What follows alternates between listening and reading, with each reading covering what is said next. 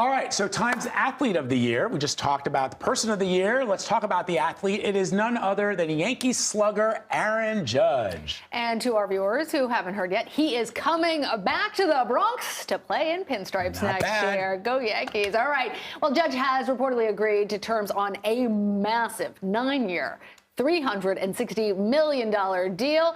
He hit 62 home runs, you'll remember, last season, breaking Roger Maris's long-standing American League record. So the Yankees were really excited to keep him.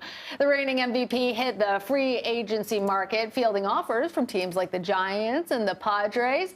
And it will be the MLB's third largest contract that is ever signed. Not too shabby. Yeah, all right. Well, let's bring in David Samson. He is the host of CBS Sports podcast, Nothing Personal. David Samson.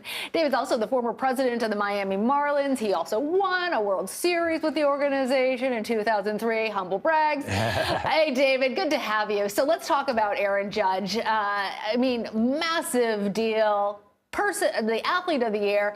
He appeared on the field Monday, actually Monday Night Football, which you might scratch your head unless you recognize that that there in Tampa, the Yankee spring training facility is literally across the street from Raymond James Stadium, where they were playing the other night. So let's talk about the significance. How big of a deal is it for the Yankees to re-sign the American League home run king? And what went into making this deal and getting it done? Well, I would say desperation was the number one thing that went into this, because last night the world tilted on its axis when there was a rumor that Aaron Judge was going to the San Francisco Giants. And immediately, as though he and his agents had floated this trial balloon, Yankee fans went crazy. Hal Steinbrenner was being vilified. So he picked up the phone from his vacation in Italy, called up Aaron and said, "You win." He flew the white towel and said, "Whatever you want, honey." And he got 9 years, $360 million. This is business school type of negotiating. He should go on tour with his agents, because what he did was brilliant, because the Yankees had to have him back, and he wanted to get the 9th year. He wanted to get the most of any position player in history, and he succeeded in doing both. 9 years. David, how old will he be then at the end of this contract?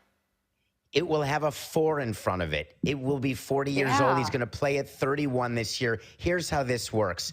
When you sign a player like that, think about Albert Pujols or Robinson Cano or Miguel Cabrera. You know as an executive that they're not going to be productive at the end of their contract. So you're basically giving him $360 million for the first 5 years, knowing that the last 4 are likely not going to be productive.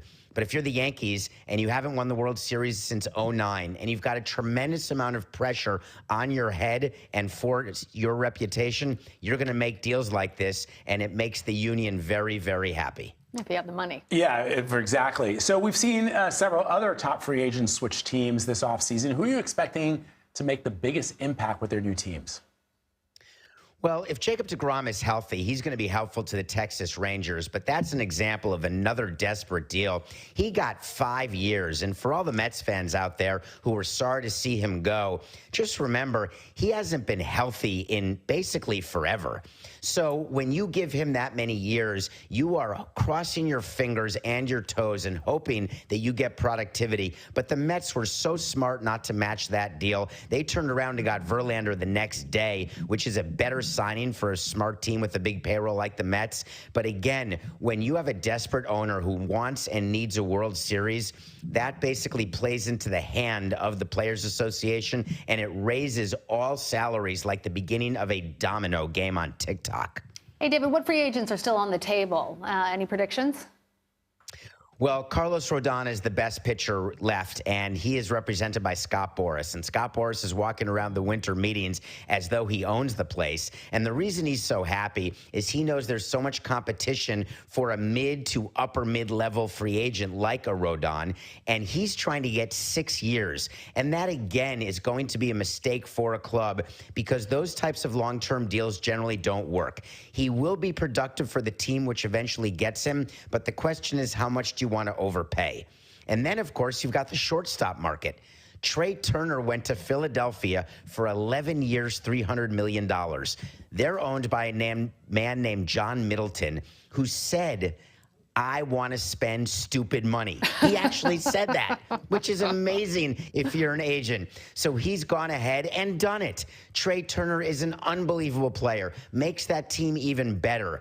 But the true beneficiary are the remaining shortstop free agents, like Xander Bogaerts, who used to be on the Red Sox, who won him back, and like Carlos Correa, represented by Scott Boras, who has not been able to find a long-term deal, who likely will find one right now. Can't even imagine that amount of cash. Yeah, really. All right. All right. David Samson. Yeah, thank you, David. Appreciate it.